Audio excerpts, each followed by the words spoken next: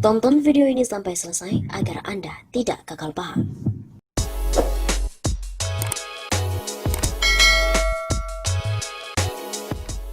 Jadi aib besar korupsi Menteri Sosial Republik Indonesia di saat pandemi COVID-19 jadi sorotan dunia internasional. Menteri Sosial Republik Indonesia, Juliari Peter Batubara, ditetapkan sebagai tersangka oleh Komisi Pemberantasan Korupsi (KPK) dalam kasus korupsi bantuan sosial COVID-19. Mensos ini juga menerima total 17 miliar rupiah. Sungguh, ini adalah aib besar bagi bangsa Indonesia. Di masa pandemi, Menteri Sosialnya malah korupsi bansos yang diberikan kepada rakyat. Korupsi bantuan sosial untuk penanganan pandemi ini menjadi sorotan dunia internasional. Berbagai media internasional dari Barat, Asia, Amerika Latin sampai dengan Timur Tengah memberitakannya. Yang pertama adalah media dari France 24, memberitakan Indonesia Minister arrested over pandemic aid corruption. Kemudian yang kedua, dari South China Morning Post menuliskan, Indonesia Minister Juliari Batubara accused of embezzling coronavirus aid funds. Kemudian yang ketiga, dari The Sydney Morning Herald memuat headline, Indonesia's Social Minister named suspect in $1 million bribery. Kemudian yang keempat, dari Hindustan Times memberikan judul, Julian Batubara, Indonesia's Social Minister named suspect after bribery raid. Kemudian yang kelima, dari AFP, menyoroti Indonesia Minister arrested over pandemic aid corruption.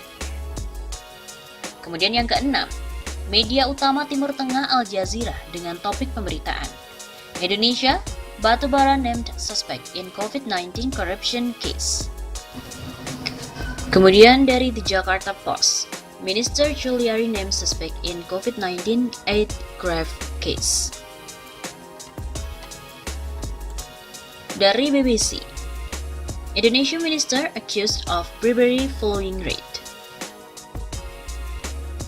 Kemudian, dari ABC News, Indonesia Minister turns himself in for COVID-19 aid graft.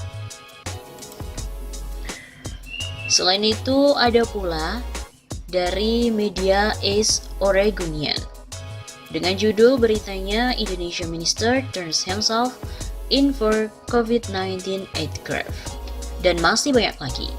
Bisa deh coba teman-teman semua googling.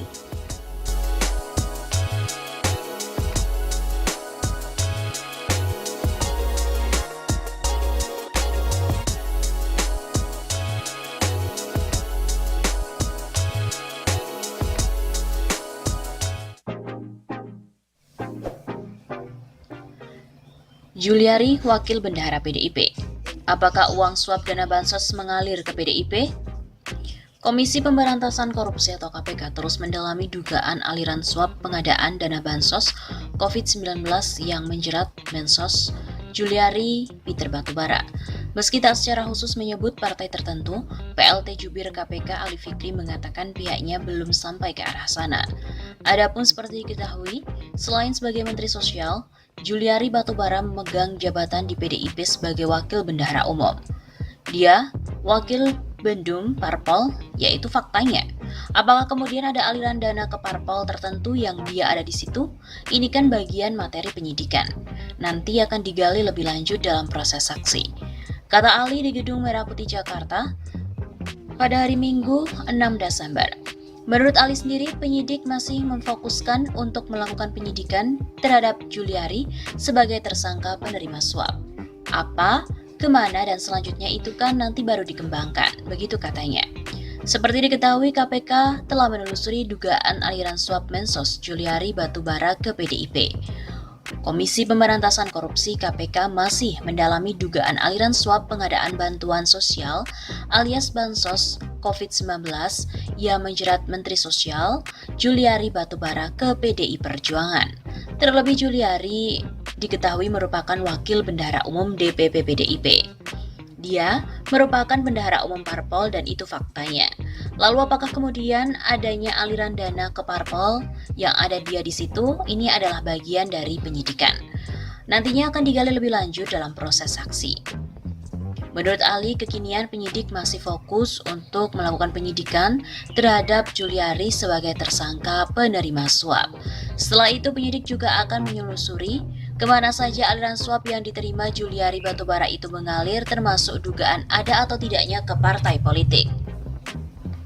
Pengungkapan kasus korupsi terkait pengadaan bansos COVID-19 di Kementerian Sosial berawal atas adanya operasi tangkap tangan atau OTT terhadap 6 orang. Beberapa di antaranya merupakan pejabat di Kementerian Sosial. Keenam orang tersebut yakni Matius Joko Santoso alias MJS selaku pejabat pembuat komitmen atau PPK di Kementerian Sosial.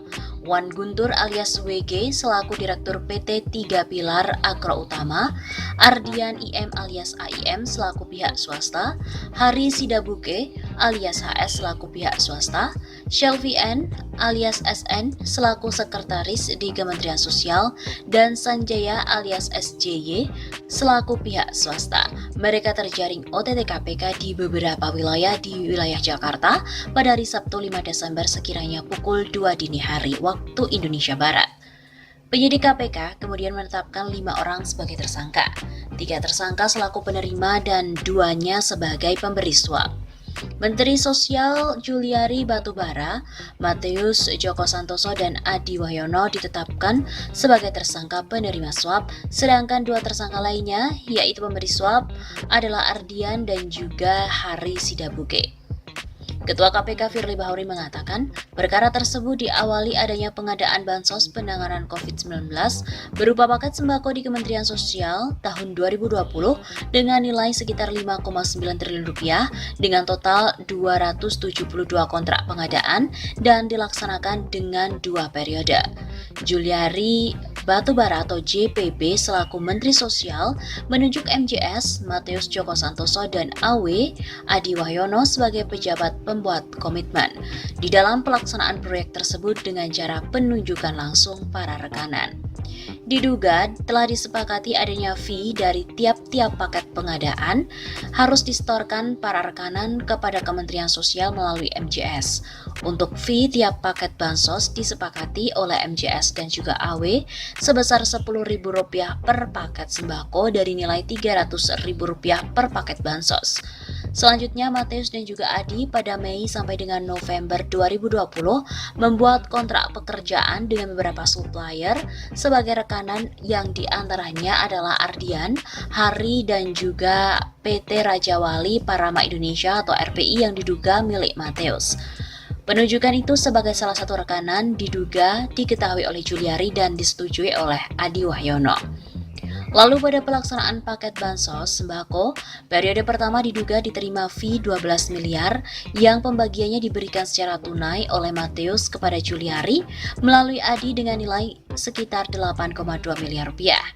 Pemberian uang tersebut selanjutnya dikelola oleh Eko dan juga Selvi selaku orang kepercayaan Juliari untuk digunakan membayar keperluan pribadi Juliari. Untuk periode kedua pelaksanaan paket bansos sembako, terkumpul uang fee dari bulan Oktober 2020 sampai dengan Desember 2020 sejumlah 8,8 miliar rupiah yang diduga akan dipergunakan untuk keperluan Juliari. Dari OTT pada Sabtu 5 Desember, di beberapa tempat di Jakarta, petugas KPK telah mengamankan uang dengan jumlah sekitar 14,5 miliar rupiah dalam berbagai pecahan mata uang, yaitu dengan dolar Amerika Serikat dan juga dolar Singapura.